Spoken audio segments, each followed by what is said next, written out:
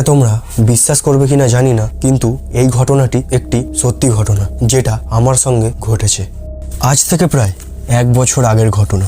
গত 5 বছর পরে আমি মামার বাড়ি গিয়েছিলাম।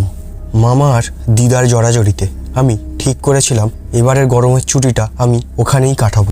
মামাদের বাড়িটা ছিল ঠিক জমির ধারেই। মামাদের বাড়ির পিছনে কয়েকটা জমির পরেই ছিল একটি নারকেল বাগান। দুপুরে খাওয়া শেষ করে যখন সবাই বিশ্রাম নিতে ব্যস্ত, তখন আমি আর আমার মামার ছেলে লুকিয়ে লুকিয়ে চলে যাই সেই নারকেল বাগানে। তারপরে আমি অত কিছু না ভেবেই কাছে উঠে পড়লাম। বেশ কয়েকটা নারকেল পাড়ার পর আমার চোখ গেল দূরে একটি আম গাছের তলায়। একজন মধ্যবয়স্ক লোক বিস্ফারিত চোখ নিয়ে আমার দিকে তাকিয়েছিল।